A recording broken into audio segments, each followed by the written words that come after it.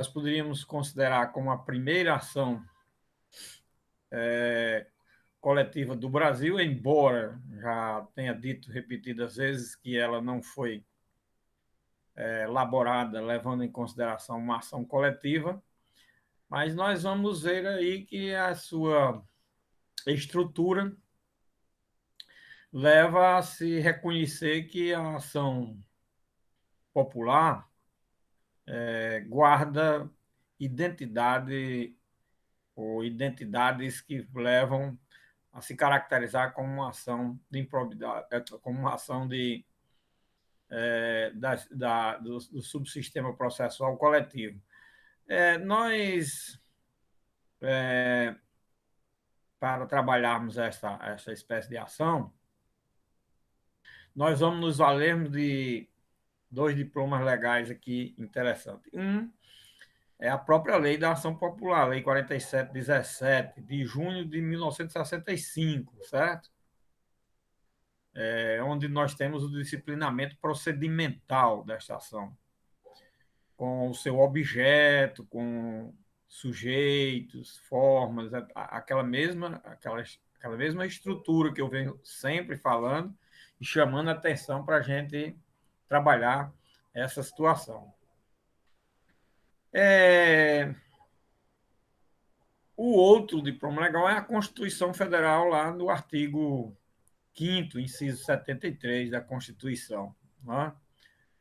Vamos ver logo esse inciso, que é muito interessante. Esse inciso é rico, porque ele traz alguns dados que são altamente importantes. E vocês vejam o seguinte: o que é uma leitura de um dispositivo quando a gente tem já um certo conhecimento da matéria. Quando a gente conhece aquela matéria, o dispositivo legal fica de fácil compreensão e passa uma série de informações, como eu venho demonstrando isso, que não estão assim numa leitura simplesmente literal da norma, não é? do, do, do enunciado legal. Bom, para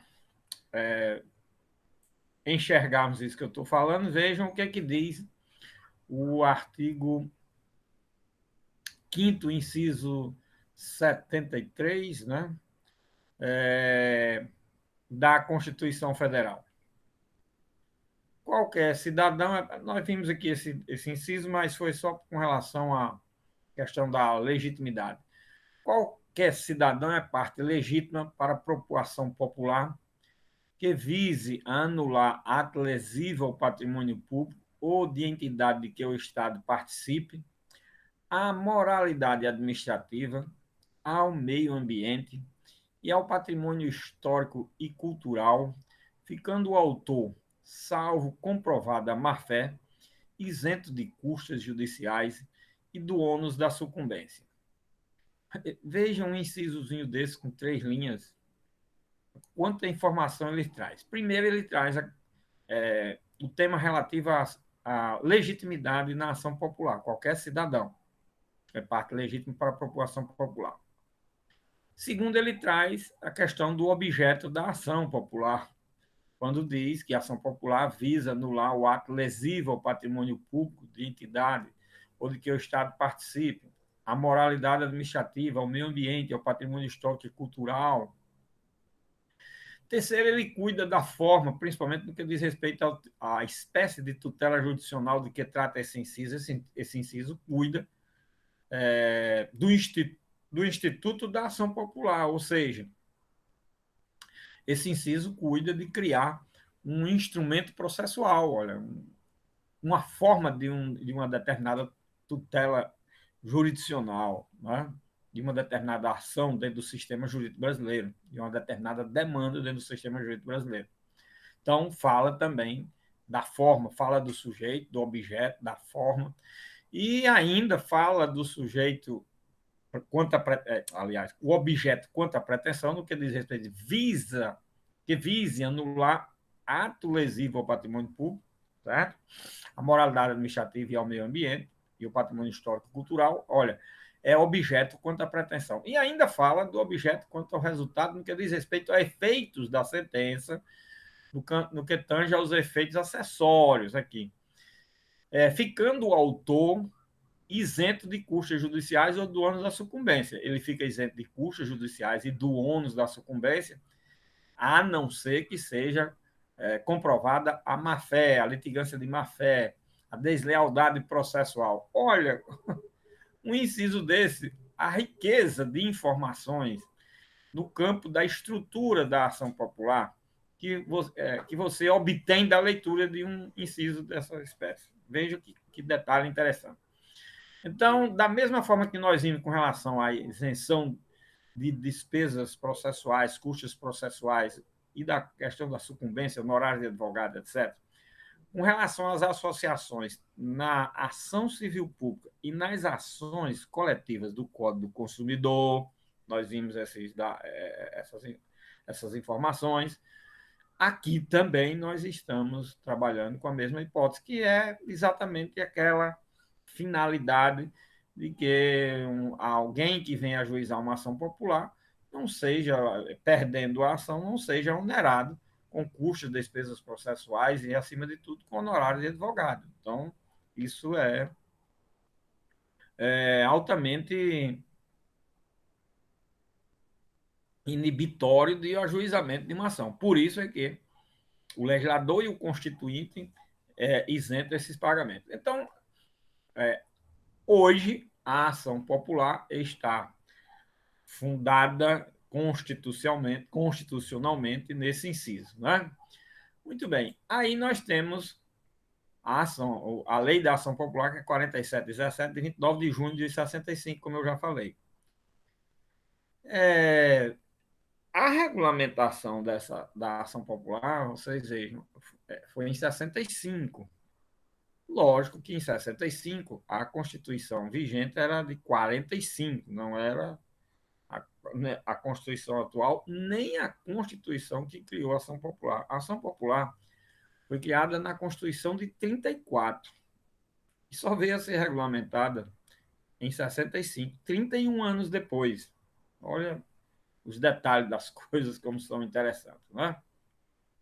Então, esses dados são importantes, primeiro para a gente saber aí a origem dessa ação. Olha, ela nasceu, surgiu no mundo jurídico brasileiro em 34, foi regulamentada em 65 e ainda não foi alterada a lei até hoje, embora o Constituinte tenha se encarregado de alterar razoavelmente a questão relativa ao objeto desta ação. A questão do sujeito continuou a mesma, de 1934. Agora, o objeto desta ação ele vem sendo alterado consideravelmente com o tempo. De 34 e 45 eram o mesmo objeto. Porém, a Constituição, isso em se tratando do texto constitucional, mas o texto constitucional de 88, ele aumentou consideravelmente o objeto da ação popular. Não é? Pois bem, a lei, como eu já falei, a lei 4717 é quem regulamenta, e aí, ao regulamentá-la, o legislador foi pródigo em detalhar as situações que são muito sucintas no que a gente viu aí no inciso 73 do artigo 5º da Constituição Federal. Logicamente, como eu já falei, enriquecido na Constituição de 88. Por que esse enriquecido? Porque a ação popular ela nasceu e foi regulamentada ainda aqui em 65, visando apenas a questão da proteção patrimonial do, do, dos entes da administração pública, dos entes da administração pública federal, estadual, municipal, etc. E aqui, olha o detalhamento que faz o artigo 1º sobre a questão da legitimidade e principalmente dos sujeitos que podem, de uma forma ou de outra, serem vítimas, participar, terem qualquer participação no que diz respeito ao objeto de ação popular.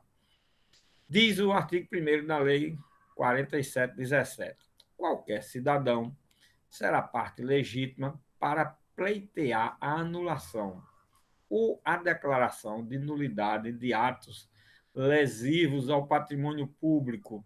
Olha, para pleitear a anulação ou a declaração de nulidade de atos lesivos ao patrimônio público. Da União, do Distrito Federal, dos estados, dos municípios, aí vai detalhando, de entidades autárquicas, de sociedade de economia mista, de sociedade mútuas de seguro, nas quais a União represente os segurados ausentes, de empresas públicas, de serviços sociais autônomos, de instituições ou fundações para cuja criação ou custeio o Tesouro Público haja concorrido ou concorra com mais de 50% do patrimônio ou da receita ânua, de empresas incorporadas ao patrimônio da União, do Distrito Federal, dos estados, dos municípios, de quaisquer pessoas jurídicas ou entidades subvencionadas pelos cofres públicos.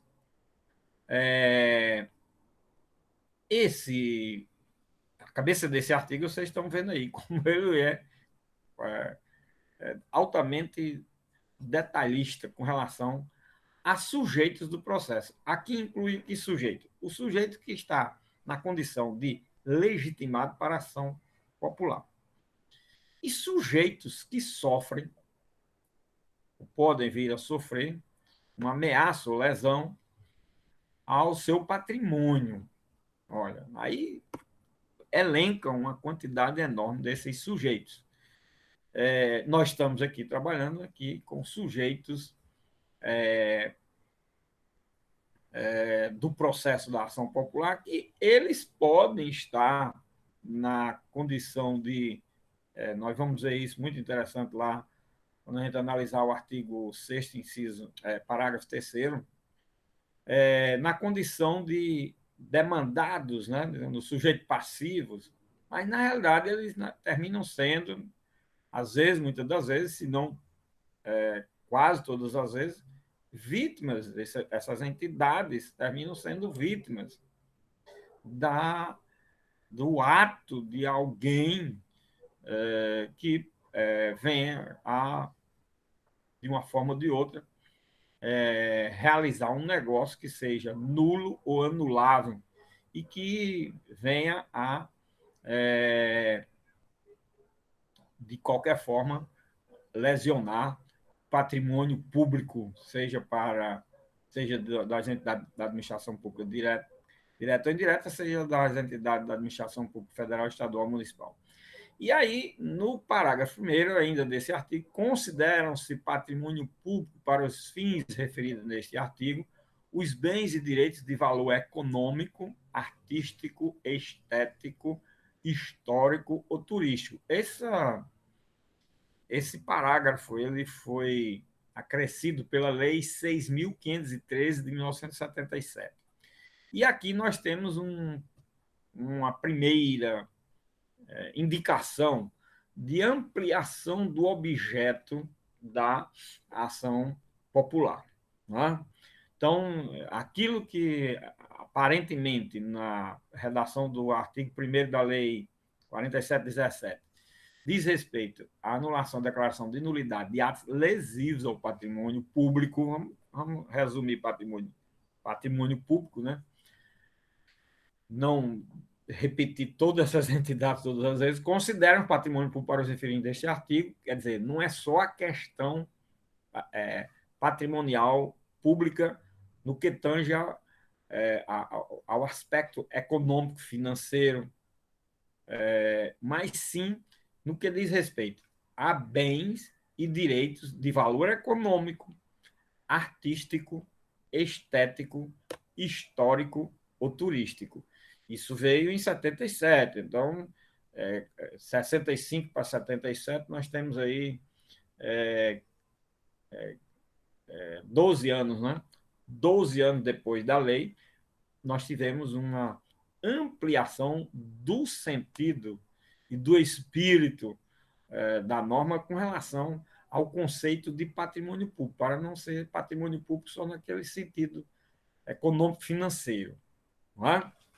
e material. Aqui nós temos valor, bens e direitos de valor econômico, aí artístico, estético, histórico ou turístico.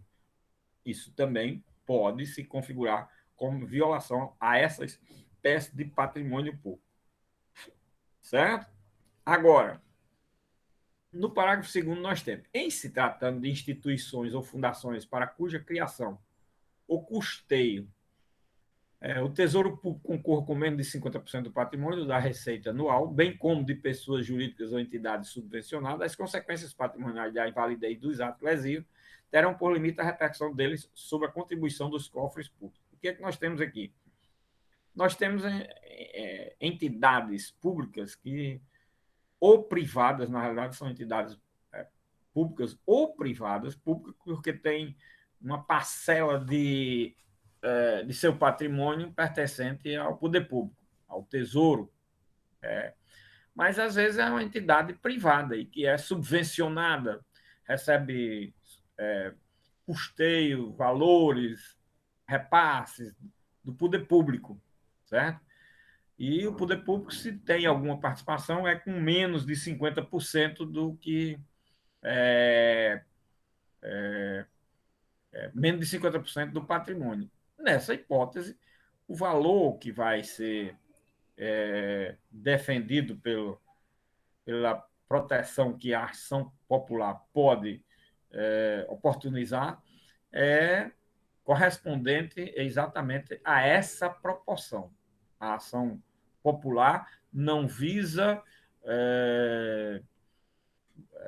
atacar, vamos chamar assim, atos jurídicos de entidade de direito privado ou de relações jurídicas de direito privado, certo? Só de patrimônio público envolvendo o que sujeitos, pessoas de direito público, nós estamos vendo aí. Tá? E aí nós temos uma parte do objeto aqui muito bem posta nessa primeira parte. Agora, nós vimos o quê? Primeiro, era só uma lesão ao patrimônio público, anular. Olha, o que visa essa ação? Anular ou declarar nulidade de ato lesivo ao patrimônio da União, certo?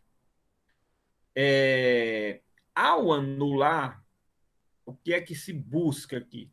Anular o ato, tornar sem efeito, ineficaz, o ato realizado, um contrato administrativo, um ato administrativo, principalmente os contratos administrativos, né? Visando inibir qualquer irregularidade, né, no campo dessas relações jurídicas de direito que envolve pessoas jurídicas de direito público, certo? E que causa lesão ao patrimônio, lesões essas que já vimos aqui, que vão além de questões meramente econômicas. Nós vimos que nós ampliamos para a questão artística, estética, histórica e turística. Pois bem, vimos também aqui na Constituição de 88, que esse objeto foi ampliado. Né? Esse é o detalhe. Esse objeto foi ampliado. Ampliado para quê? Aqui no inciso 73, foi ampliado para a questão da moralidade administrativa. Olha, então, aquilo que foi acrescentado em 77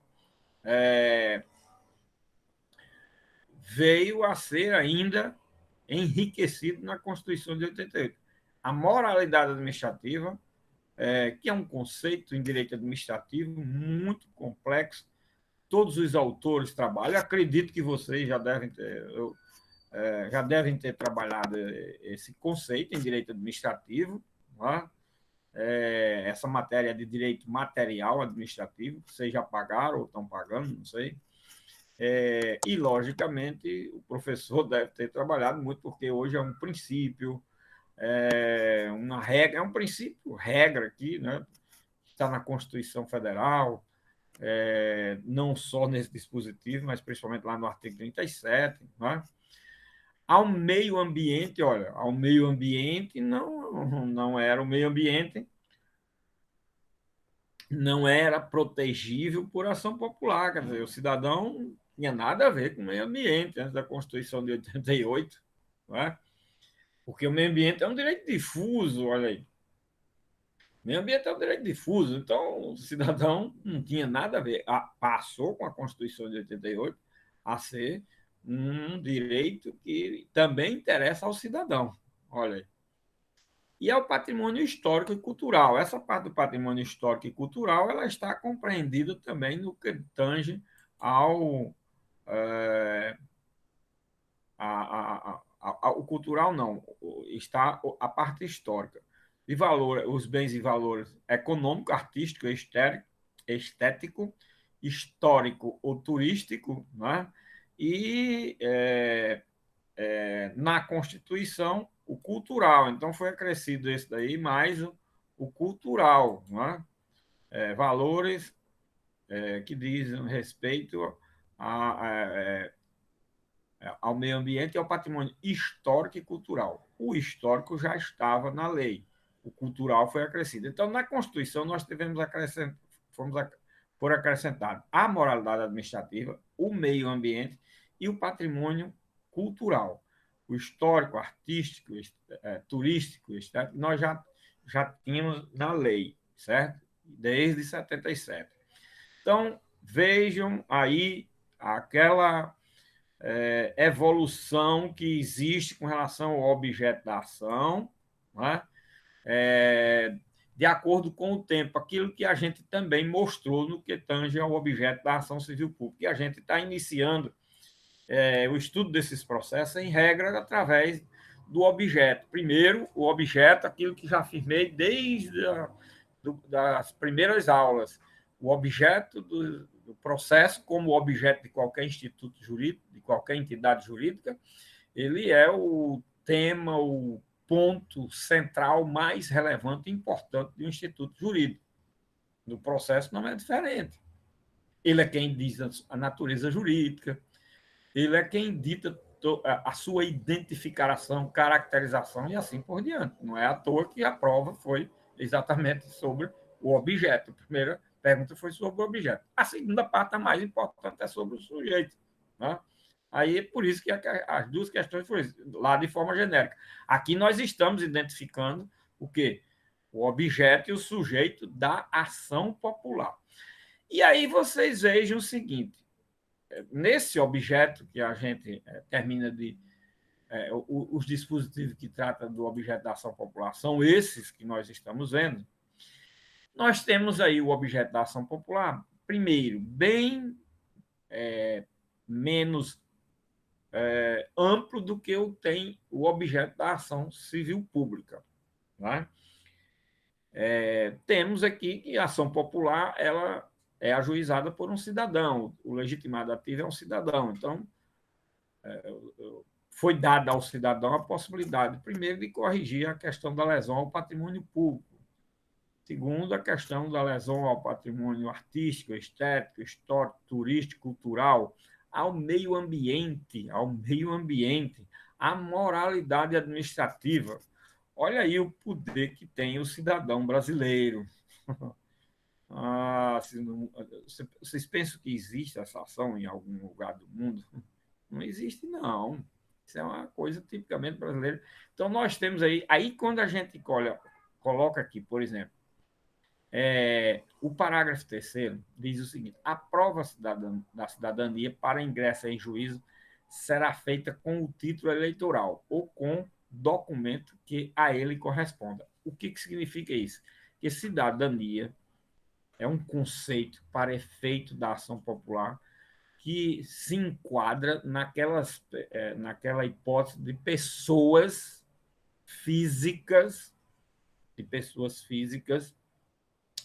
que são eleitores. Olha, será feito com o título eleitoral ou com o documento a que ela corresponde, uma certidão do cartório eleitoral que você é eleitor, certo? Está regular na condição de eleitor.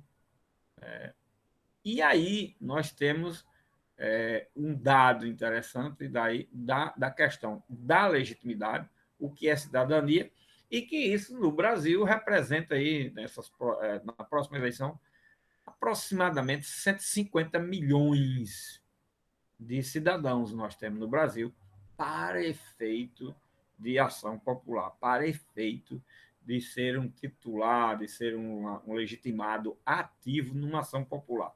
Veja aí. Aí, com isso, nós temos, veja como é interessante, com isso nós temos quase 150 milhões, nós temos, na pior das hipóteses aí, 145 milhões de fiscais do poder público. Lógico, não é só um fiscal que, nossa, que pode só acompanhar um negócio jurídico entre o Estado e um particular, entre um ente público e um particular. Ele pode a figura de controle dos atos administrativos, isso você tem lá na Constituição Federal, não só aqui, que aqui é uma das hipóteses, mas na parte de fiscalização dos tribunais de contas, etc., lá nos artigos 70, tanto, eu acho que é da Constituição, a parte que fala em controle das contas públicas, de orçamento, etc., tem o cidadão, tem a lei de responsabilidade fiscal, que dá ao cidadão também o poder de fiscalizar a questão orçamentária. Tem na lei da ação, tem na lei de licitação a legitimidade do cidadão para participar de todos os contratos administrativos realizados no Brasil por qualquer entidade de direito público. E ainda, nesse papel, ele pode ajuizar uma ação. Se tivesse 1% de cidadão consciente, o poder público era altamente, se sentiria altamente perturbado pela grande avalanche de fiscalização. Pois é, minha gente. Tem aí os instrumentos e o povo fala, é só dos políticos, é só que os outros fazem, que deixa de fazer, que só tem corrupto. E me diga uma coisa, e você que pode corrigir a corrupção, por que fica aí falando e não age? Será que você não é um copartícipe? Será que você não é um omisso? Será que você não está exercendo a sua cidadania? Será que você é brasileiro? Já que fala tanto e não faz nada, será que você é pelo menos brasileiro para estar. Homem, pelo amor de Deus, se conscientize primeiro para dizer o besterol que se fala. Ora, mas. Pois olha, isso é como reunião de condomínio. Se o condomínio resolve fazer alguma coisa e você não foi para a reunião lá, nem falou, nem nada, e se aumentou o condomínio de R$ 100 para 1 milhão, você não pode reclamar, não. Você não foi para lá, você não brigou, você não fez. Não, é 1 milhão e você vai ter que pagar e acabou-se. Você suportará os efeitos daquilo que você é omisso na sociedade. Eu já disse isso em mais de uma oportunidade na questão de obrigação e dever dos órgãos de controle e faculdade do cidadão. É assim, minha gente. Essas ações, ação popular, principalmente aqui, vocês estão vendo aí como ela ensina a ser cidadão. E como ela ensina a você não ser um besta de estar falando, só falando por falar, entendeu? E sem fazer nada e podendo fazer tudo, até ajuizar uma ação. Agora, se você pegar a lei de responsabilidade fiscal, imagina, dê uma olhada lá que é que o cidadão pode. Você pegasse a lei de licitação, dê uma olhada lá que é que o cidadão pode. Você pegar a lei de acesso à informação, dê uma olhada lá que é que o cidadão pode. Você pegasse a lei do portal de transparência, dê uma olhada lá que é que o cidadão pode. Só para citar aqui alguns exemplos, algumas situações. Quer dizer, não precisava nem de existir órgão de controle, não precisava do Ministério Público, do Tribunal de Contas. Para quê? Se você tem 140 milhões de fiscais, 140 milhões de pessoas que podem ter o controle sobre os atos administrativos. Ah, minha Nossa Senhora, ou seja, nós temos 200 milhões de ignorante besta e que só fala o que não deve e o que não sabe e abre a boca para dizer o besteirol que diz de uma ponta a outra do Brasil por ignorância, por tudo, e fica falando dos outros. Os outros é que não faz. E você? E você? Pois eu não falo de ninguém. todo mundo é perfeito dentro do sistema brasileiro, porque são brasileiros. Todos são perfeitos. Pois é, inclusive quem é omisso em não fazer nada, para mim é perfeito, porque está dentro do perfil de brasileiro. Pronto. Somos o resultado da cultura brasileira. Acabou-se. Ah, eu vou falar de algo que ninguém faz e que eu posso fazer e que eu não faço? Que direito eu tenho a fazer, a dizer isso e falar isso? Qual é o direito que eu tenho de fazer isso? Que conversa é essa? Não, eu tenho o direito de falar nas oportunidades que eu tenho. E tem as oportunidades altamente. Agora você não fala nada, vai falar dos outros, que os outros não fazem. E você? Não, meu. Vamos olhar os outros. Você sabe quem são os outros? Os outros somos nós. Não existe os outros. Os outros são 140 milhões de cidadãos brasileiros. Só. Quem são os outros? E você é eleitor? Você é eleitor? Pois você são os outros. Porque alguém tem que fazer certo? Tem. Se ele não fizer. Eu estou aqui para fiscalizar. Eu posso olhar qualquer contrato da administração, acompanhar uma licitação, o orçamento, posso tudo. Ainda posso entrar com ação popular, fazer uma representação ao Ministério Público, a Tribunal de Contas, isso, aquilo. Alguém faz? Deve ter alguém aí, dos 140 milhões, deve ter umas 140 pessoas que façam, talvez. Talvez. E olhe lá, dos 140 milhões. Agora, falar que os outros não faz, nós temos 220 milhões. Eu incluí até as crianças. Quando começa a falar, já vão falando dos outros. É assim. Então, eu incluo até as crianças. As crianças, quando elas começam a falar, porque a cultura é brasileira, aí já começa a falar dos outros. Os outros não faz, o pai não faz, a mãe não faz, tudo isso é assim. Você não me deu isso, você não fez aquilo, você não me disse isso. Vai logo daí. Pois é. Pois é. Aí falar de político, falar de judiciário, falar de corrupção, falar de... Por que você deixa ver a corrupção? Pô, o contrato foi feito e houve algum. Aí, isso é só para dar mídia, minha gente. Aí os contratos feitos há 5, 10, 15, 20 anos, todo mundo tinha acesso e sabia e podia fazer isso, aquilo outro. Não, agora vamos abrir inquérito, vamos fazer uma operação, não sei o que lá, criar uma CPI, não sei o que mais lá, não sei o que mais lá, mais lá, entendeu? Não estou dizendo que não exista, não. Agora, eu estou dizendo que, olha, nós temos também isso daí. E por que não fizemos também a nossa parte? E na época, olha, isso daí não é para ser feito, não. E se for feito, não é dessa forma, não. Qualquer cidadão tem acesso a isso. Lei de acesso à informação tem acesso. Portal da Transparência é acesso. Constituição Federal, controlador dos atos administrativos, do orçamento. Lei de licitação, controlador dos contratos administrativos. Pois olha, agora ainda o Tribunal de Contas não cuida disso. A Assembleia, Parlamento, as câmaras não fiscalizam e vocês têm o mesmo poder. Eles têm o quê? Eles têm o poder de fazer isso administrativamente. Vocês têm, através da lei de transparência, de acompanhar, verificar, fiscalizar. Vocês que eu digo toda a nação brasileira, não é só não é vocês só os estudantes do curso de Direito, não, mas deveria ser também, né? Pois, minha gente, isso é que é o exercício da cidadania, por isso que é dado ao cidadão. Agora, por que é que tem isso no Brasil, professor, de forma tão franca? Porque é sabido que diante da cultura daqui ninguém vai lá e ninguém faz nada. Eles não são incomodados. Ele pode fazer lei aí de tonelada. Tem aí, olha quantas eu citei.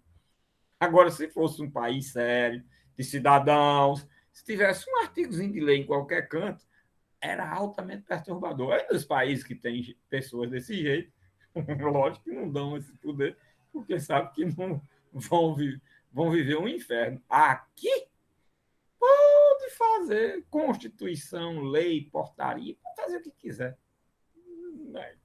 Quem é que nós temos aqui? Brasileiros que estão na administração, estão no parlamento, estão no judiciário, estão em qualquer canto e tem 140 milhões de controladores que não dão ouvido, nem atenção, nem sabem o que isso significa. Pronto, acabou-se. E o resto é para ficar todo mundo caladinho e suportar aquilo que eu já disse com relação ao dever e à obrigação. E suportar o ônus da sua missão. Pronto, acabou-se. Se você é omisso, por que você vai ter que falar? Fale de você mesmo. Eu sou um irresponsável, eu compactuo com isso. Diga isso, que você é quem é. Tem aí poder e tem o cidadão brasileiro. Bom, só para mostrar o que é cidadania e vocês verem como esses processos coletivos eles afetam as nossas vidas e a conscientização da forma muito vasta, minha gente, muito ampla. As coisas não são tão simples e dá lições dessa para nós sabermos o que é que nós estamos, na realidade, fazendo ou deixando de fazer. É muito interessante. O que é que nós estamos, afinal, fazendo ou deixando de fazer? Nós não estamos fazendo nada, nós estamos só falando. E é muito cômodo falar dos outros, não fazendo nada também. Só falando. Isso é como falar da vida alheia, é a mesma coisa. Dizer que o outro é isso, aquilo, aquilo, outro. Isso é uma característica típica do brasileiro. Pronto. Bom, visto isso aí, veja que agora esses parágrafos, mais aqui ainda, a prova da cidadania, no parágrafo terceiro, e aqui no parágrafo 4, para instruir inicial, o cidadão poderá requerer às entidades que se refere a este artigo as certidões e informações que julgar necessárias. Isso aqui nós já vimos na ação popular, vimos nas ações coletivas do Código do Consumidor. Estou repetindo aqui e falei também disso com relação à lei do. Terminei de falar há pouco tempo, a lei de acesso à informação, portal de transparência, tudo que você obtém os dados para instruir a inicial de uma ação popular. E se não instruir, e se não obtiver, pede ao juiz e requisita. As certidões são a que se refere para deverão ser fornecidas. Aqui diz o prazo e tal, e hoje, como eu já falei a vocês, essas regulamentações que estão em lei de 30, 40, 50 anos, como nós estamos vendo aí, de 20 anos e mais, elas estão muito melhor hoje regulamentadas através desses novos institutos. Portal de transparência, acesso à informação, etc. Somente nos casos em que o interesse público devidamente justificado impuser sigilo, poderá ser negado certidão de informação, e aí, o parágrafo 6º, né, vem o parágrafo 7º, que dá poder ao juiz, logicamente, você é a juização, dá o poder ao juiz para requisitar essas informações. Aquilo mesmo que nós vimos na ação civil pública, está aqui na ação popular. Ok, minha gente? Agora, ainda sobre o objeto da ação popular, nós temos aqui os artigos 2º, 3º e 4º, que são, no mínimo, muito interessantes. Veja, do artigo 1º ao artigo 4º, esses artigos eles cuidam da legitimidade ativa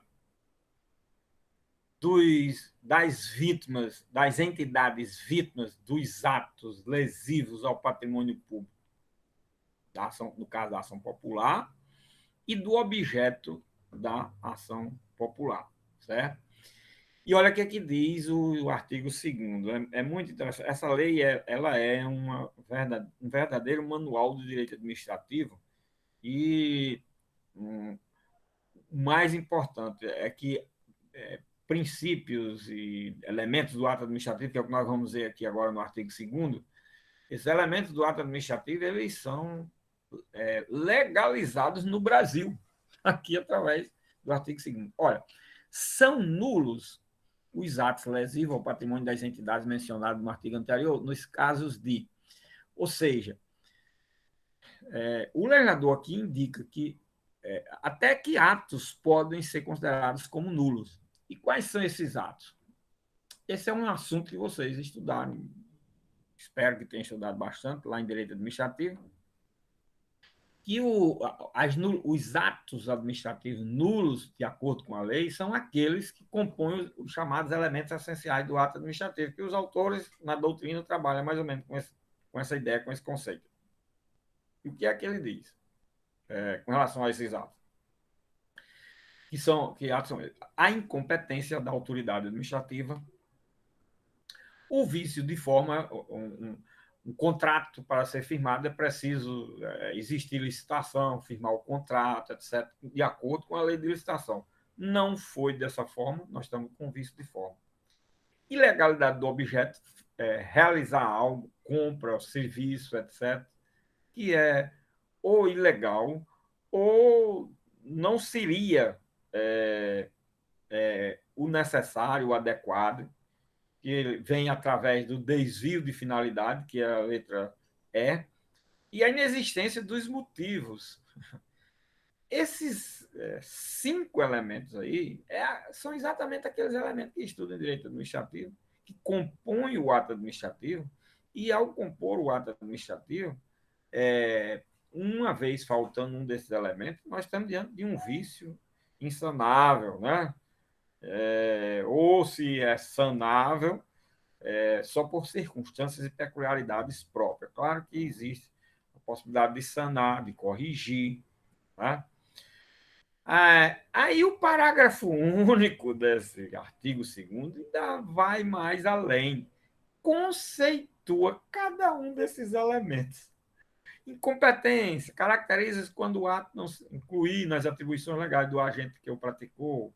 Vício de forma consiste na omissão ou na inobservância incompleta ou irregular de formalidades indispensáveis à existência ou seriedade do ato.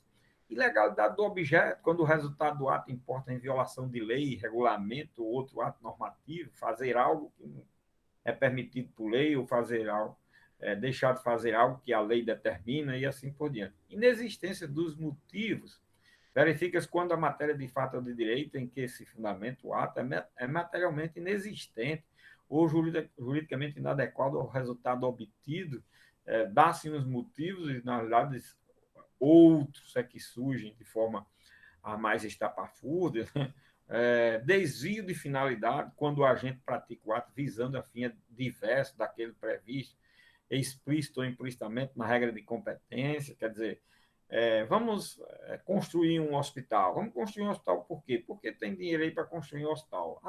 O hospital é uma coisa muito importante. Nossa, vamos construir. Agora, minha gente, primeiro, eu só posso construir aquele hospital, não posso construir outra coisa. Segundo, é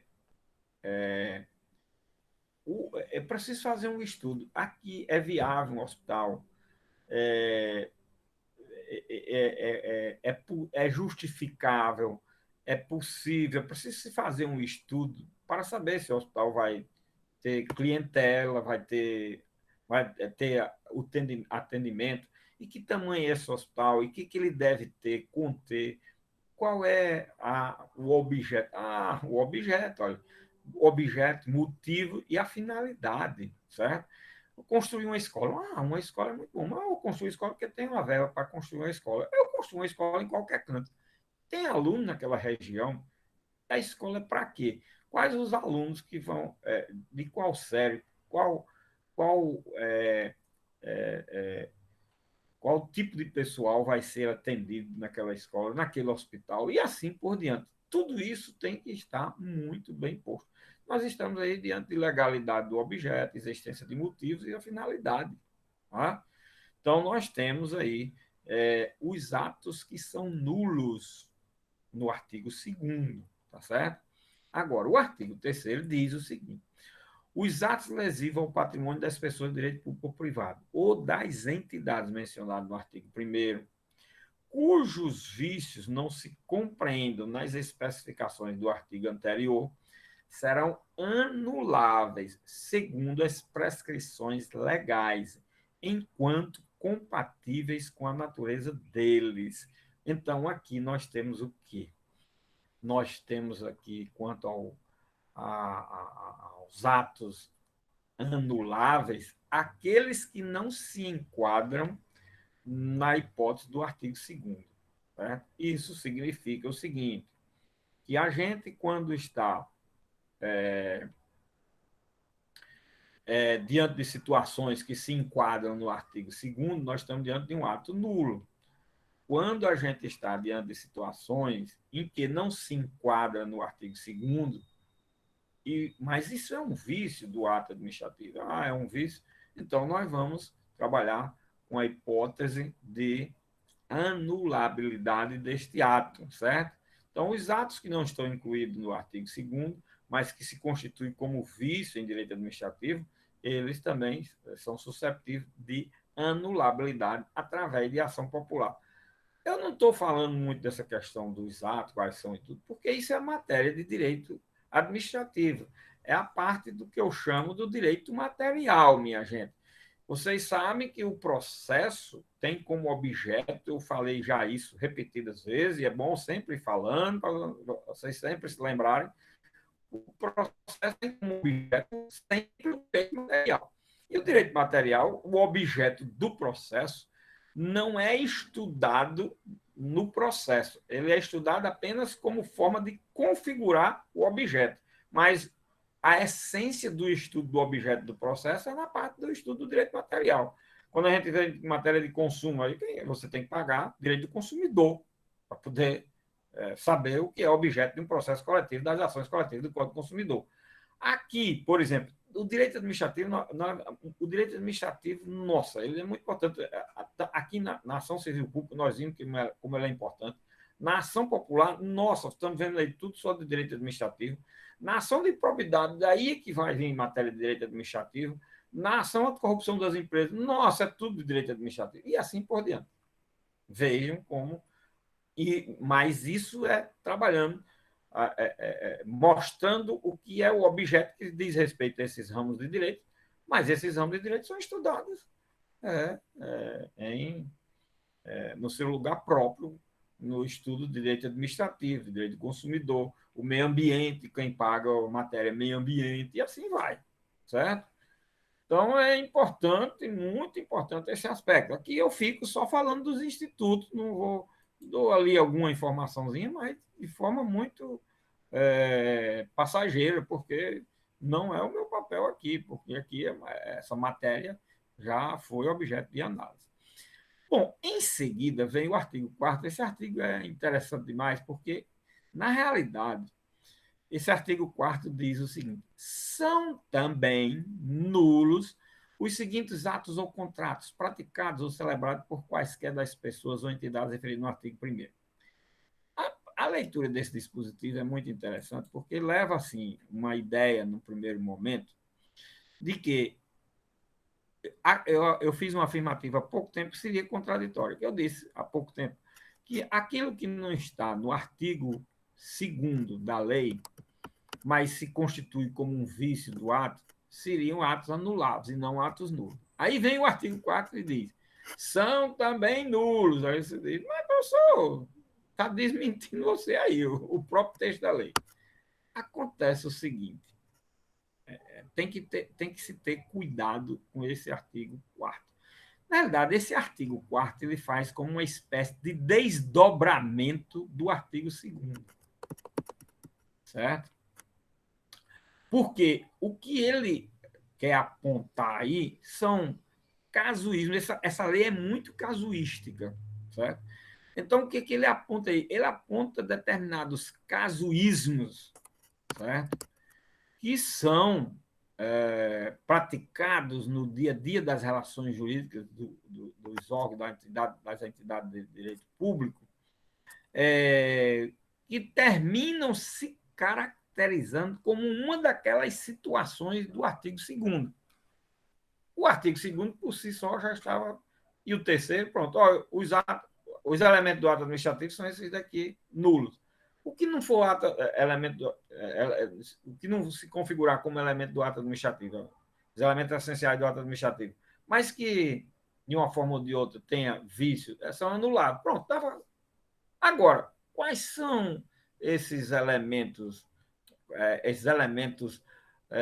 do ato administrativo que levam à nulidade. Aí o legislador é como se pegasse o artigo 4º e desse alguns exemplos, porque também não se esgota aí, não.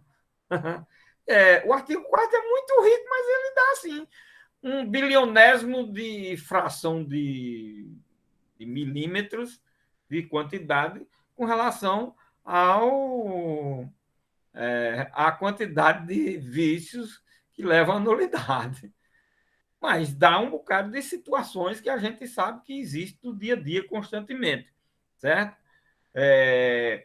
Aí, por isso, é que ele deve ser visto, deve ser entendido, compreendido, interpretado sob essa perspectiva, tá certo? Muito interessante esse artigo 4. Vamos ver aqui algumas situações aqui para a gente ver. Olha, ele começa dizendo: são também nulos os seguintes atos ou contratos, praticados ou celebrados por quaisquer das pessoas ou entidades referidas no artigo 1º. Ora, aí diz: a admissão ao serviço público remunerado com desobediência quanto às condições de habilitação nas normas legais, regulamentar ou constante de instruções gerais. Ora, você nomear alguém, admitir alguém no serviço público, sem concurso hoje, vamos dizer, e um cargo que não seja um cargo comissionado, é um cargo efetivo. Hoje, você fazer uma nomeação dessa, você está praticando uma ilegalidade do objeto. O resultado do ato importa violação de lei, regulamento ou outro ato normativo. Olha aí, nós estamos diante de quê? Não há violação à lei. Diante da violação à lei, nós estamos diante de um vício do objeto. Está vendo? Olha aí. Aí vem depois, aqui, o inciso 2. A operação bancária ou de crédito real, quando for realizada em desobediência às normas legais, a mesma coisa. O valor real do bem dado em hipoteca inferior ao constante da escritura, desvio de finalidade. Olha aí. A empreitada tarefa concessão de serviço público, quando o respectivo contrato houver sido celebrado sem prévia concorrência pública, sem a forma, olha aí, sem a forma do edital for incluído cláusulas ou condições que comprometam o seu caráter competitivo, nós temos aí o quê? Ou desvio de finalidade, ou falta de motivo, a concorrência for processada em condições que impliquem na limitação das possibilidades normais de competição. Olha aí, finalidade, objeto, tudo pode ser incluído. E no inciso 4, as modificações ou vantagens, inclusive prorrogações que foram admitidas em favor durante a execução dos contratos, sem que sejam previstos em lei nos respectivos instrumentos, objeto. A compra e venda dos bens móveis ou imóveis, nos casos em que não é cabível concorrência pública ou administração, quando for realizado em obediência às normas, o preço for superior ao corrente do mercado. Olha, tudo isso é desvio de finalidade, falta de motivação, vício do objeto, da forma, e assim por diante. A concessão de licença de exportação, quando houver sido praticada em violação às normas legais, resultar em execução ou privilégio, exceção ou privilégio em favor do exportador, importador, típico caso de desvio de finalidade. 7. Na operação de redesconto, quando for sob qualquer aspecto, inclusive o limite de valor, desobedecer às normas legais, regulamentar ou constante das instruções. O empréstimo concedido ao Banco Central, quando concedido com desobediência a qualquer norma, em valores dados em garantia na época da operação foi inferior ao da avaliação, e assim por diante. A emissão, quando efetuada sem observância das normas constitucionais, legais e regulamentares que regem a espécie. Ora, se nós pegarmos essas situações todas do artigo 4º, nós vamos incluir em um ou dois ou três ou em qualquer um dos dispositivos, dos elementos constantes do artigo 2º. Pode olhar aí. A maioria, quase todos, quanto ao objeto. Quanto à falta de motivo, quanto à finalidade, quanto à forma. Então, o que o artigo 4º faz é um detalhamento de situações de nulidades que estão albergadas de forma muito... ele achou ainda sucinta no artigo 2º. Aí achou sucinta e disse, vou dar mais alguns exemplos. Lógico que não se esgota aí. Né? Vocês vejam, por exemplo, nós vamos ver os atos de improbidade, aí nós temos aí 7 ou 8 incisos, com mais uns 3 ou 4 alíneas em 2 ou 3 incisos, e quando a gente pegar a improbidade que no artigo 9 tem lá, sei lá, 20, 10 ou 20 hipóteses, no artigo 10 tem 20, 30 hipóteses, e assim por diante. Imagine, de atos viciados que leva até a improbidade. Lógico que esse artigo 4 aí é uma espécie de exemplificação, tá certo? Também tem isso. Não se esgota os atos nulos. Os atos nulos eles se esgotam no que diz respeito aos elementos constantes lá do artigo 2º. O resto é anulável, tá certo? Bom, outra coisa também aqui que eu estou trabalhando com esses dispositivos, nós temos duas informações importantes. É claro que o legislador aqui utiliza ainda a questão da nulidade dos atos. Esse tema que vocês trabalham também lá em direito administrativo, ele é muito rico hoje, porque se discute muito a questão da nulidade, existem classificações que distinguem, e aí nós temos a questão dos atos inexistentes, dos atos inválidos, eficazes, não eficazes, e da questão da validade. A existência e validade é muito importante. Então, para trabalhar esses dispositivos de forma mais aperfeiçoada hoje, dentro, logicamente, de um estudo de direito material. Estou só avisando aqui, porque nós teríamos que fazer uma reclassificação, não era mais de nulos e anuláveis, certo? Dentro de uma teoria moderna de direito, do direito, principalmente do direito administrativo, no próprio direito administrativo, nós teríamos que trabalhar aí a questão da inexistência da validade, da eficácia do ato e assim por diante, certo? E quem faz isso muito bem, certo? Quem seguir essa teoria dele, essa classificação está seguindo muito bem, é Celso Antônio Bandeira de Melo. Para não ir para livros especiais dele, ele tem um livro sobre atos administrativos, exclusivamente sobre ato administrativo, onde, logicamente, ele trabalha com mais profundidade, mas no capítulo do curso de Direito administrativo dele, no capítulo de atos existentes e atos válidos, certo? E validade dos atos administrativos. Então, hoje, modernamente, né, isso é coisa dos últimos 20, 30 anos. A lei da ação popular não tem nada mais, nada menos do que 36 anos, né? Na hora que 30, 56 anos, na hora 30, 56. Eu já ia esquecendo os 21 anos depois de 2000. Eu estava ainda lá em 2000. Só 21 anos, só vocês aí. Aí a gente tirar vocês tudinho. Que não tem ainda nem 21 anos todo mundo, mas eu tirava todos vocês aí. Mas, incluindo vocês, são 56 anos. 35 anos antes de 2000 e 21 anos mais, 56 anos. Lógico, essa classificação que o legislador dá aí é uma classificação da época, né?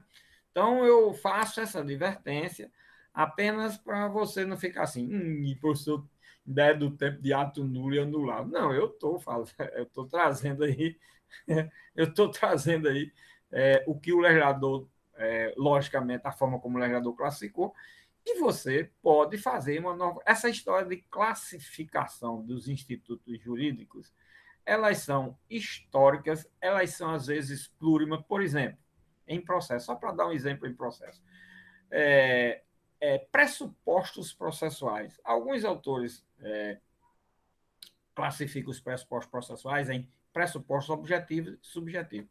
Outros autores classificam os pressupostos processuais em intrínsecos e extrínsecos. Olha aí. Então, só para ficar no exemplo, você tem duas formas de classificar os pressupostos processuais. Isso é muito comum, muito frequente no estudo e análise dos institutos jurídicos, principalmente quando a gente está nessa fase da graduação, que é conceituar, classificar, caracterizar, que é o que a gente está fazendo aqui.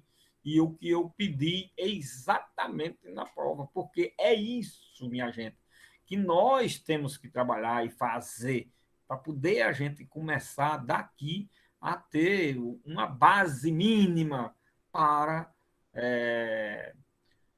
alçar os voos que quiserem aí, tá vendo? Alçarem os voos mais ricos e robustos. Pois bem, essa é uma classificação da lei, eu estou dando a classificação da lei aí, tá certo? Se vocês quiserem pegar esses artigos, esses 3 artigos aí, o segundo, o terceiro e o quarto, aí vocês dizem, não, eu vou trabalhar com a classificação de Celso Antônio Bandeira de Mello, lá no curso de Direito Administrativo dele, no capítulo referente a atos inexistentes e a validade dos atos jurídicos. Vou trabalhar com a classificação de Celso Antônio no livro dele de atos administrativos e vai pegando aí muitos administrativistas e muitos outros autores, tá certo? Que tem muita coisa sobre essa matéria. Tem um autor, acho que ele é argentino ou é espanhol, acho que é argentino, eu esqueci mas é muito conhecido, Gontijo, não sei o que lá, Gontijo. Ele tem a obra desse autor é muito interessante. A obra dele, ele é um dos autores mais respeitados na área de direito público, de direito constitucional, direito administrativo. Se você botar o nome dele, a obra dele está hoje é pública. Ele mesmo disponibilizou a obra, você tem acesso pela internet, pelos Google da vida, certo? Você vai botar o nome, Alberto Gontijo, um nome assim. Eu vou pegar, na próxima aula, eu tenho o livro dele aqui, alguns eu vou pegar aqui para. Porque se eu for procurar agora, não encontro. Quando a gente procura assim, nunca encontro. Mas eu tenho aí, eu dou o nome dele para vocês pesquisarem. É de graça, você obtém isso. Aí ele também faz. Aliás, essa classificação de Celso Antônio Bandeira de Mello é muito calcada na própria classificação que ele faz. Certo? Então, você veja hoje como é, meu Deus do céu, meu Deus, se eu na época que estudasse tivesse um acesso desse, a dificuldade. Vocês terem uma ideia, na época que eu fiz o concurso de juiz federal, até ontem eu estava comentando com um colega, ele dizendo, rapaz, Celso Antônio Bandeira de Mello tinha um livro muito bom, Elemento de Direito Administrativo. Um elemento de Direito Administrativo de Celso Antônio Bandeira de Mello é exatamente o curso de Direito Administrativo dele hoje. Ele, há 30 anos atrás, ele tinha o direito administrativo. Acho que está saindo aí uma zoada de uma ambulância daí, mas é assim mesmo. Eu estou sem o.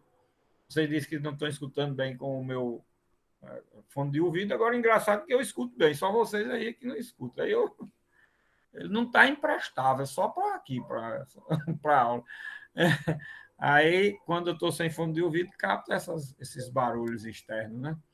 Quando eles são muito acentuados, né? Como foi o caso aí agora. Bom, aí eu dizendo, elemento. Aí você veja, Celso Antônio Bandeira de Mello trabalhava assim com o ato administrativo e o direito administrativo de forma ainda tão embrionária que ele não quis nem botar o nome do livro inicialmente como curso. Foi Elementos de Direito Administrativo. Aí o livro foi tomando. Ele, hoje esse curso deve ter aí, sei lá, 20 ou 30 edições. Imagine. Pois só que eu tenho elemento de direito administrativo aí, segunda edição, primeira edição, terceira edição, por aí, nas 3 primeiras edições. Era um livrinho. Hoje, o livro, quase você não consegue segurar com a mão. Curso de direito administrativo. Mas era elemento de direito administrativo, para vocês terem uma ideia. Como esses autores evoluíram, como essas matérias evoluíram. E olha que já se achava esse livro o máximo. E tinha o quê? 200 páginas. O de curso hoje tem quantas? 700, 800. Imagina aí. Triplicou, muito mais do que triplicou o número de páginas do livro e de volume de informação. Certo? Então, e a gente, nossa, achava o máximo. Né? Aí hoje, com esse volume de informação todo, a gente nem acha nada, né? Porque não procura, nem lê, não tem tempo de ver também. Tem um bocado de fatores, né? Somos sempre os brasileiros, né? Aí não tenho tempo. Eu sou muito ocupado com isso, com aquilo, aquilo outro. Eu não tenho condições. É por isso que eu tenho informação de um livro assim, que vocês obtêm pela internet, tá aí, ó, de graça. A obra de Gontijo está de graça, minha gente. Você chega, ele tornou pública, ele próprio foi quem colocou. Imagina um dos maiores e mais respeitados autores universal. Aí você tem hoje um negócio desse assim, de graça. De graça. É brincadeira. Não é? Bom, aí, minha gente, nós temos, até o artigo 4º, como eu já falei a vocês, nós temos o que eu já disse, sujeito do processo, no que tange a legitimidade ativa, os sujeitos que muitas das vezes são vítimas, mas também são partícipes do ato em outras circunstâncias, e o objeto quanto à pretensão. O objeto quanto à pretensão. Nós vamos ter ainda o estudo do objeto da ação popular, aquela mesma coisa que aconteceu com a ação civil pública, no que diz respeito ao resultado, aos efeitos da sentença. Tá certo? E aí, nesse objeto quanto ao resultado, é que nós vamos ver. Mas, professor, anula-se o ato administrativo. Efeito o que da sentença? Aí nós vamos ver o efeito. A nulidade, o efeito declaratório. A anulabilidade, o efeito declaratório desse constitutivo. A reparação do dano, nós vamos ver que é outro efeito, o efeito condenatório, de obrigação de pagar, tá certo? Fazer cessar aquele ato, efeito inibitório. Olha aí que coisa. Mas nós vamos ver ainda isso mais na frente. Aí é o objeto da ação popular no que tange ao resultado, que é no que tange a sentença. Nós vamos ver depois, tá certo? Por quê? Porque agora nós vamos passar a trabalhar um tema relativo aos sujeitos na ação popular. Mas, professor, o próximo assunto aqui é da competência, artigo 5º, é verdade. Aí vem o artigo 6º dos sujeitos passivos na ação e dos assistentes. Mas eu já disse uma coisa a vocês, que é preciso que vocês incutam isso nas suas cabeças. Competência é um assunto que diz respeito também, logicamente para encontrar o órgão competente, mas ele diz respeito ao sujeito do processo. O sujeito mais relevante do processo, que é a autoridade a quem se dirige. O juiz a quem se dirige no processo judicial, a autoridade a quem se dirige no processo administrativo, certo? A autoridade competente para a prática do ato, a autoridade competente do processo administrativo disciplinar, que não às vezes não coincide, muitas das vezes, a maioria das vezes, eventualmente pode coincidir. A autoridade administrativa praticou o ato com a autoridade administrativa do processo administrativo. Dificilmente coincide, mas às vezes coincide. E a autoridade aqui, competência aqui, o órgão jurisdicional onde vai se ajuizar a ação. E esse artigo 5º, ele é muito interessante porque a cabeça do artigo, o parágrafo 1º,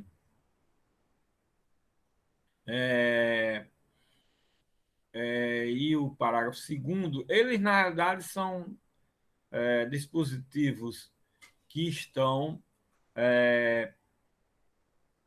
hoje num patamar apenas histórico, né?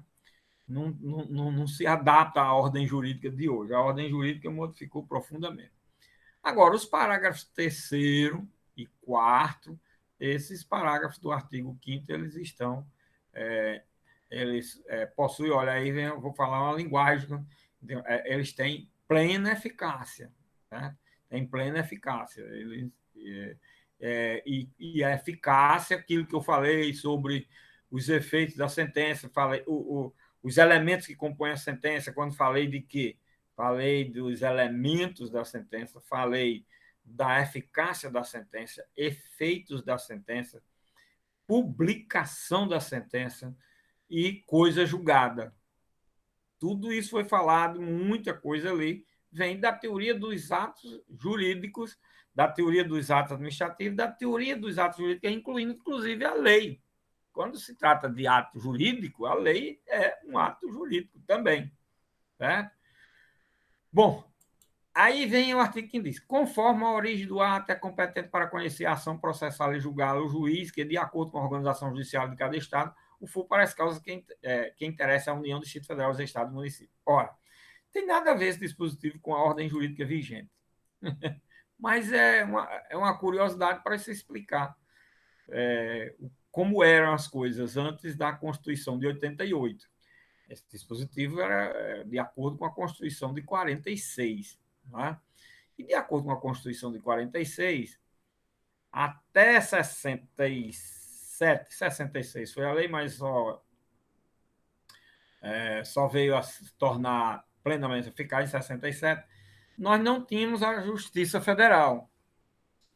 A Justiça Federal, engraçado, a Justiça Federal ela foi criada com a República, não é? Logo depois, e foi extinta em 37. Né?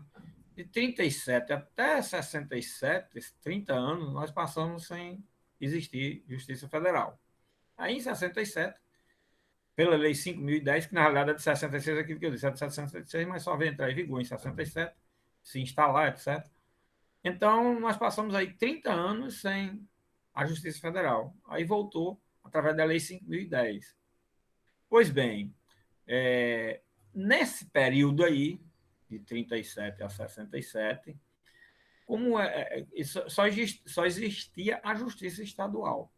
Agora, na Justiça Estadual, existia várias dos processos, várias competentes para os processos, os juízos competentes, por varas que eram aquelas varas em que seriam distribuídos os processos em que a União fosse parte ou entidade de direito público federal, certo?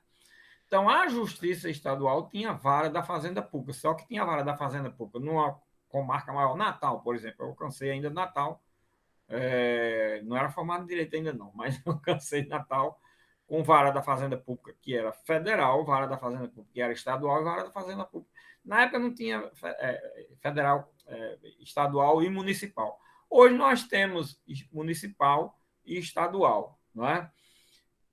Se fosse hoje, não tivesse sido extinta a justiça, se não tivesse sido recriada a justiça federal, nós teríamos várias da justiça Fazenda Pública Federal, Fazenda Pública Estadual e Fazenda Pública Municipal, certo? Seria assim. Então, esse artigo ele é interessante para mostrar isso, era a questão do momento histórico, e, logicamente, é aquilo que eu disse, não tem mais aplicabilidade nenhuma. E aí, primeiro, para fins de competência que para-se atos da União, do Distrito Federal ou dos municípios, os atos das pessoas criados ou mantidos por essas pessoas jurídicas, ou seja, da administração pública indireta, certo? Parágrafo primeiro. E aí, bom, isso daí existe hoje. E quando o pleito interessar simultaneamente a União e a qualquer outra pessoa ou entidade, será competente o juiz das causas da União. Isso quer dizer, se envolvesse entidades da União, do Estado e do município, o juízo competente era aquele da União. E aí ia para aquela regra que a gente tem hoje.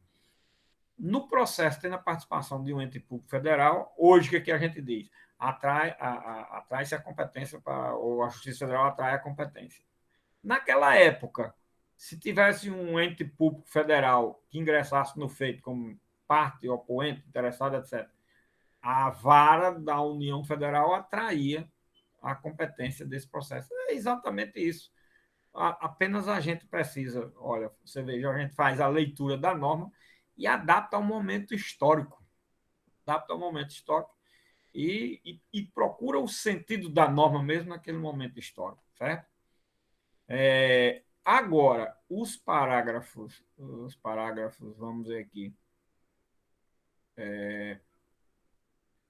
Terceiro, o terceiro, sim, o terceiro está em plena eficácia. A propositura da ação prevenirá a jurisdição do juízo para todas as ações que forem posteriormente intentadas contra as mesmas partes sob os mesmos fundamentos. Esse instituto é aquele instituto que eu já falei a vocês da prevenção. Só que eu quero chamar uma atençãozinha aqui, porque para essa ação, esse instituto é muito importante, minha gente. E a gente vê tanta coisa ridícula nesse Brasil que nem se acredita. E eu quero mostrar uma coisa ridícula que existe. Vocês vejam o seguinte: esse dispositivo está dizendo o seguinte: que um juiz que conhece uma ação popular, para não nomear um ministro pelo presidente da República, isso aconteceu nos últimos 2, 3 anos no Brasil já, para não nomear um ministro X, certo? Por, baseado no princípio da moralidade administrativa, e teve as ações dessas uns 3 anos atrás, várias. Aí o que aconteceu? Foram ajuizadas várias ações populares do mesmo fato, do mesmo ato, mesma coisa, com o mesmo fundamento, com a mesma causa de pedido, com o mesmo pedido. Aí o juiz da seção judiciária do, de alguma do Nordeste, de alguma do Centro-Oeste, de alguma do Sul, do Sudeste, e eles conheciam todas as ações, e cada um, todos deferiram as liminares. Agora, vocês imaginem que a ação popular, prestem atenção, todo direito da ação popular, eu vou falar mais disso mais na frente, mas já vou adiantando aqui, e a gente já viu aí, ele é difuso. Me diga aí uma característica importante do direito difuso: a sua não divisibilidade. Agora, se não é divisível, imagine cada juiz julgar uma ação popular. Aí um julga procedente, outro julga improcedente. Eu quero ver como é que vai ser cumprido uma nomeação de um ministro, por exemplo. Um é, logicamente, na época, todos deferiram a liminar, porque só dava mídia se deferisse a liminar. Logicamente, não tinha nenhum que indeferir, porque senão, coitado, não saía nos jornais, né?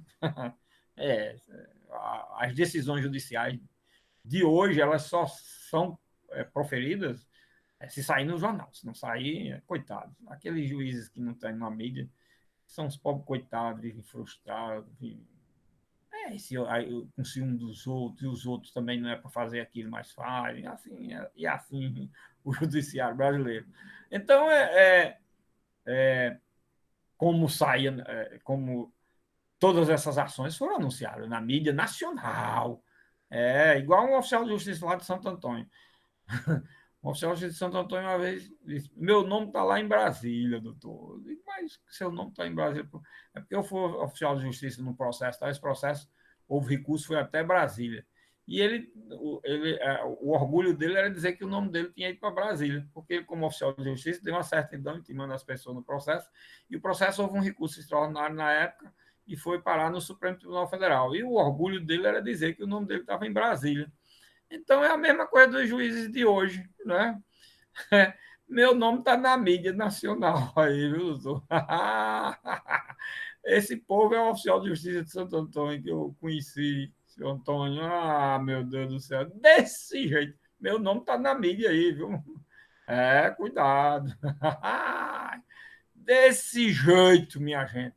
Pois é, se não tiver na mídia, não faz. Então, o que acontece? Essas ações, minha gente, não podia ser distribuída para juízes de lugares diferentes. E se fosse, ele era para dizer: não, já tem uma ação que tramita em tal lugar, que a mídia nacional estava dando as notícias, então todo mundo sabia. Ele teria que remeter para lá. Eu não posso conhecer desse processo, porque já tem uma ação dessa ajuizada. Previndo, porque nós estamos diante de direito difuso. A mesma coisa nós vimos na prevenção com a ação civil pública. Na forma originária, ela também era só direito difuso. Imagine, 2, 3 juízes decidindo direito difuso, um de um jeito e outro de outro. Um dando total, outro negando total, outro pela metade. Imagine uma coisa dessa, pelo amor de Deus. Minha gente. Pois é, isso é um erro elementar, crasso. É de uma ignorância que nem eu não acredito que vocês, acadêmicos de direito, depois disso diga que é contrário. Está aí na lei. Agora, ninguém conhece esse parágrafo terceiro do artigo 5º. Pronto. A questão é essa, pura e simples. Quem é que lê esse parágrafo terceiro do artigo 5º? Todo mundo só faz dizer o seguinte: aquele artigo 5º tem mais validade, não, aquela competência, inclusive, não é mais. Todo mundo diz isso. Caia num concurso, ninguém acerta. Eu duvido, bota num concurso se existe prevenção em ação popular, que ninguém sabe. Ou diga que e pergunte qual artigo e se tem lei no Brasil que dê prevenção à ação popular, duvido que ninguém saiba. Responde nenhum. Ah, pois é, minha gente, para vocês terem uma ideia de como as coisas acontecem das formas mais absurdas, aberrantes, estúpidas.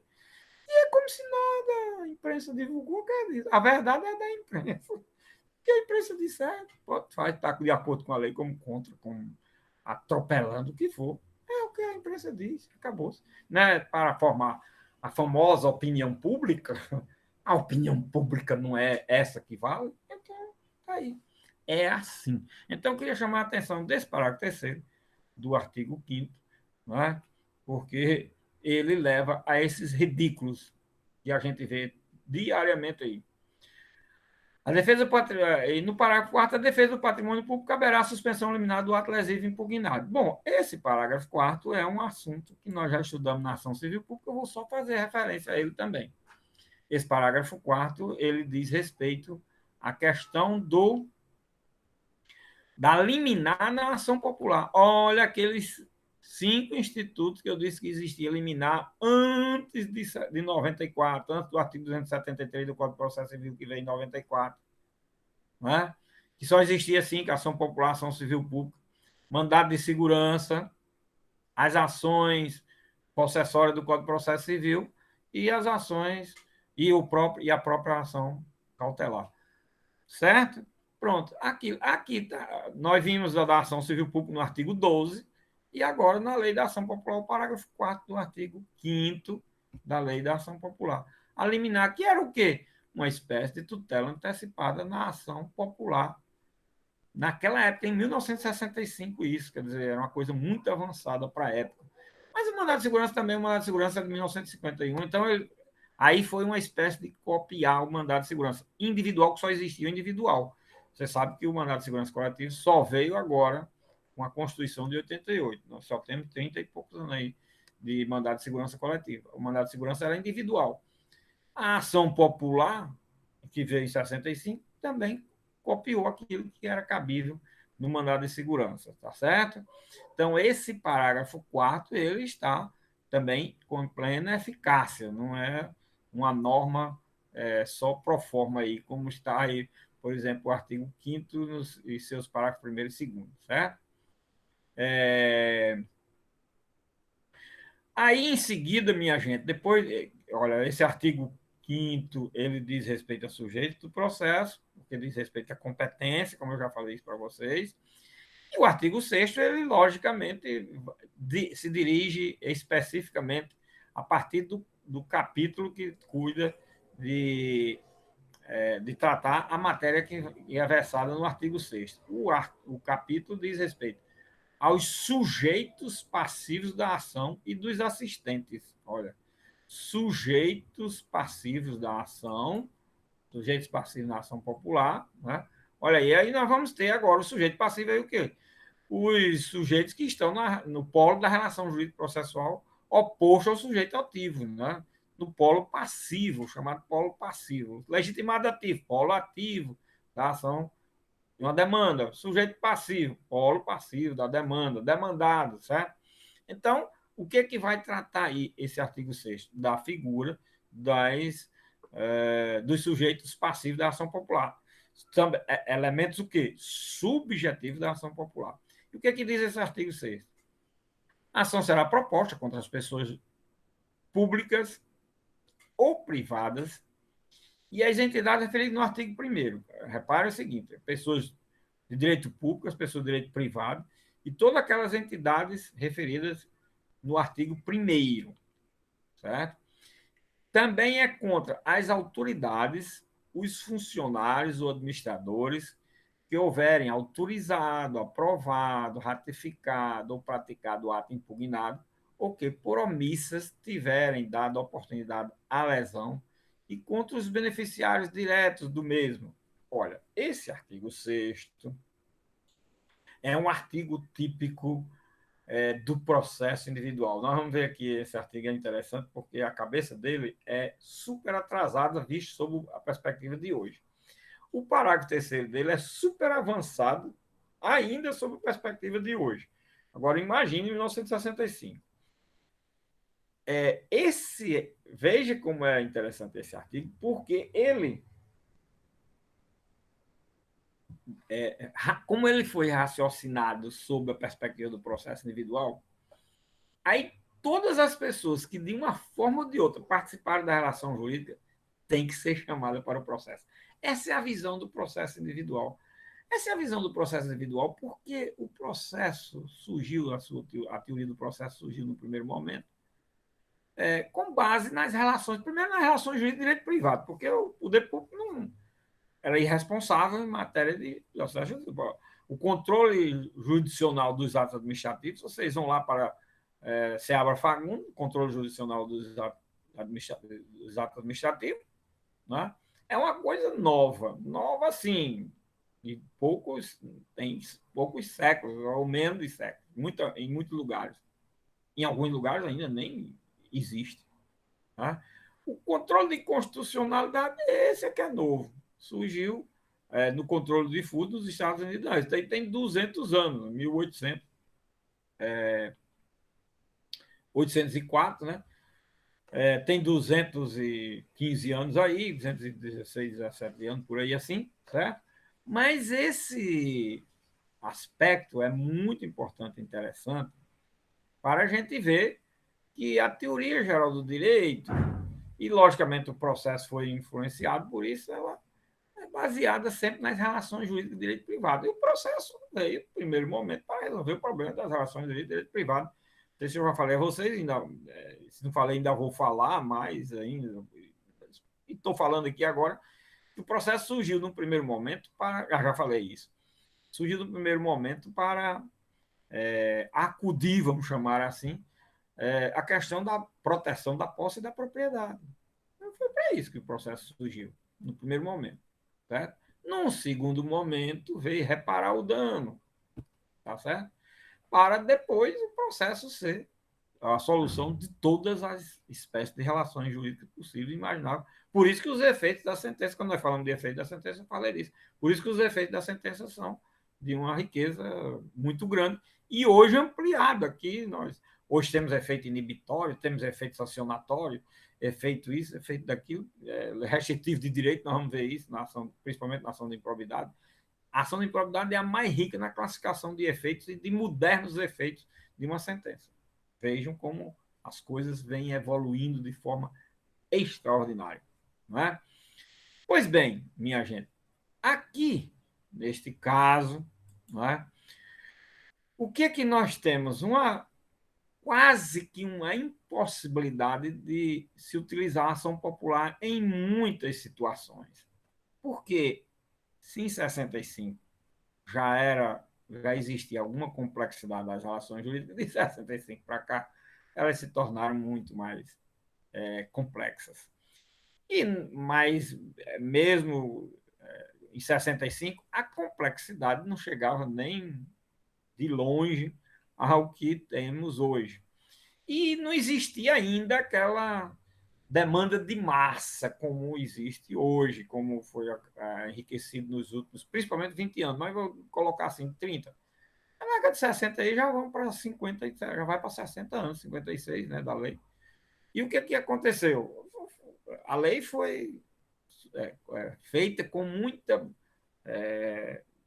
ideia voltada para o processo individual. Todos que participam de uma forma de relação jurídica processual, isso é uma relação jurídica de direito privado, é válido, mas uma relação jurídica de direito público. Você acha que uma ação civil pública, olha, a ação civil pública é mais moderna, de 85. Ela é ajuizada contra todos os servidores? Não. A ação de improbidade administrativa é só contra o responsável. E assim por diante. Entenderam? Como é interessante? Isso é um assunto muito importante e rico. Felizmente, a doutrina não explora muito. É preciso, a gente só vai extraindo. Um autor diz uma coisinha, outro diz outra. Aí você precisa ler 50 livros para poder ter uma ideia mais larga, mais abrangente sobre um tema desse que é muito importante e relevante. Pois bem, minha gente, a ação popular, nessa situação aí, em muitos casos, ela fica quase que inviável. Por quê? Olha, porque o legislador diz, contra as autoridades, ela é ajuizada tanto contra as pessoas de direito público, de direito privado, as entidades referidas no artigo 1º, funcionários, autoridades, administradores que tiverem autorizado, aprovado, ratificado ou praticado o ato impugnado. Então, por exemplo, um ato administrativo praticado pelo Congresso Nacional tem que ser cientificado quem? A União Federal, a Câmara dos Deputados, o Congresso Nacional, o Senado Federal, o presidente da República, o ministro que assinou com o presidente da República, e só os 500 e tantos deputados tem que, sim, os 500 e tantos deputados e senadores tem que cada um ser citado, porque eles foram quem aprovaram a lei. Olha, quando você imputa um ato que foi uma resolução, uma coisa baixada pelo Congresso Nacional. Olha aí. Vai entrar com ação popular. Essa é a parte da ação popular que nós temos o maior, ainda a maior dificuldade de utilizá-la. Então, a cabeça desse artigo 6º, infelizmente, não é lá muito boa, mas está em vigor e tem que ser desse jeito, ajuizada a ação dessa forma. No parágrafo primeiro, ele diz: se não houver benefício direto do ato lesivo, ou se for ele indeterminado ou desconhecido, a ação será proporcionalmente contra as outras pessoas indicadas neste artigo.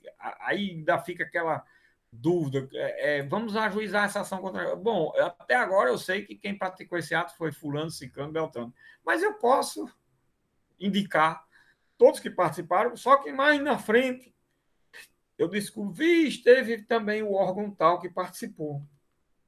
Então tem que chamar o chefe, o diretor, não sei de que lá, que assinou, não sei quem que autorizou. Aí eu tenho que voltar tudo para citar essas pessoas e fazer com que eles integrem a relação jurídico processual. Olha que coisa mais maluca. Né? Ainda dificulta. Se não houver benefício direto ao ato lesivo, ou se for ele indeterminado ou desconhecido, a ação será proporcionalmente contra as outras pessoas indicadas neste artigo.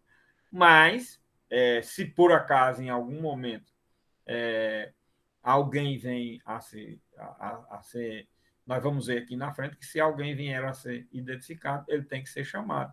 Tem lá no artigo, acho que é do artigo 7º, por aí, nós vamos ver uma situação dessa.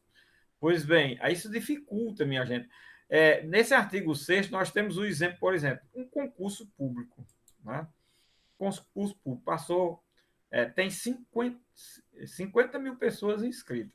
Se levantarem uma questão com relação ao concurso público através da ação popular, sabe o que vai acontecer?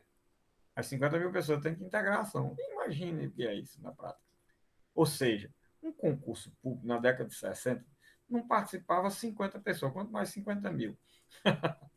Então, naquela época, ela podia ser raciocinada dessa forma. Hoje não pode mais ser raciocinada dessa forma. Não dá mais. Aí precisa mudar, olha, precisa mudar. Cadê nosso legislador? Não se interessa em atualizar a ação popular. Não se interessa. Aí nós ficamos com isso e termina o quê? Não se interessa porque a ação popular é uma ação que ataca vícios de atos administrativos e todas as autoridades administrativas. Então, repare, quem é que se interessa em regulamentar uma coisa para facilitar um controle dos atos e da sua própria prática de atos administrativos? Claro que ninguém se interessa. E o cidadão pressiona, cadê? Tá vendo? Pois é. Os parlamentares não fazem. Os parlamentares não fazem. E o cidadão? Quem é que está cobrando? Quem é que sabe disso? Quem é que fala? Quem é que. Olha aí. É tudo brasileiro. Nós estamos no Brasil. Tá vendo? É tudo brasileiro. Não tem uma história de dizer, é tudo farinha do mesmo saco, bota você também dentro do saco. Viu? E você também é farinha. É, tudo é farinha do mesmo saco. Nós, todos brasileiros, somos farinha do mesmo saco. Certo? Tem que ver isso aí. Bom, minha gente, no parágrafo 2º, No caso de que trata o inciso 2, item B do artigo 4º, que é uma casuística altamente peculiar. Quando o valor real do bem foi inferior ao da avaliação, que é aqueles casos de venda irregular, quando se o contrato firmado, eu estou vendendo um bem do poder público, ou fazendo uma avaliação do bem para um empréstimo, etc., que seja inferior ao de mercado, para beneficiar alguém.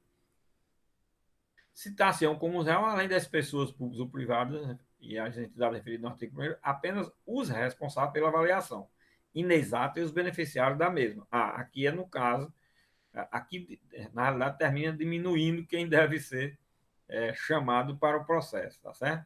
Então é no caso de ser